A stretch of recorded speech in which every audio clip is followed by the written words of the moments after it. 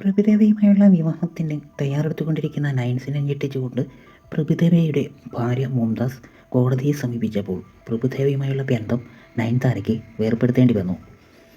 പിന്നീടാണ് വിഘ്നേഷ് ശിവനുമായി പ്രണയത്തിലാകുന്നത്. പ്രഭുദേവയുമായുള്ള പ്രണയത്തകർച്ചയ്ക്ക് ശേഷം സിനിമയിൽ നിന്ന് തന്നെ ഔട്ടായ നയൻസ് വിഘ്നേഷ് ശിവൻ്റെ ഞാനും റൗഡിദാൻ എന്ന ചിത്രത്തിലൂടെയാണ് വലിയ തിരിച്ചുവരവ് നടത്തിയത്. പോണ്ടിച്ചേരിയിൽ ഞാനും റൗഡിദാൻ എന്ന ചിത്രത്തിൻ്റെ സെറ്റിൽ വെച്ച് താനാണ് ആദ്യം വിഘ്നേഷിനോട് ഈ കാര്യം വിശദീകരിക്കുന്നത് എന്നാണ് നയൻസിൻ്റെ പുതിയ വെളിപ്പെടുത്തൽ. ഈ സിനിമയുടെ ചിത്രീകരണം നടന്നുകൊണ്ടിരിക്കുമ്പോൾ വിജയ് സേതുപതി സാറുമായി ഒരു രംഗം വിക്കി ചർച്ച ചെയ്യുന്നത് ഞാൻ കണ്ടു. അന്ന് ഞാൻ അവനെ ഒന്ന് ശ്രദ്ധിച്ചു. എനിക്കപ്പോൾ തോന്നിയത് അവൻ എന്ത് സുന്ദരനാണ് എന്നാണ്.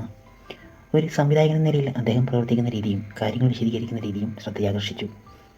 നയൻതാര പറയുന്നു, സിനിമയുടെ ചിത്രീകരണത്തിന് ശേഷം വിഘ്നേഷിനെ മെസ്സേജ് വിട്ടു, എനിക്ക് ഈ സെറ്റ് മിസ് ചെയ്യുമെന്ന്. വിഘ്നേഷ് പറഞ്ഞത്, എനിക്കും അങ്ങനെ തന്നെ. ഏതൊരു ആൺകുട്ടിയും സുന്ദരിയായ പെൺകുട്ടിയെ നോക്കും, ഞാൻ കള്ളം പറയില്ല. പക്ഷേ മേഡത്തിനെ അങ്ങനെ കണ്ടിരുന്നില്ല. മേഡത്തിൻ്റെ ഭ്രമിപ്പിക്കുന്ന ഭംഗി ഞാനും നോക്കി, വിഘ്നേഷ് എന്നോട് പറഞ്ഞു. പിന്നെ താൻ മുൻകൈയെടുത്ത് വിവാഹത്തിൽ എത്തിച്ചുവെന്ന് നയൻതാര പറയുന്നു.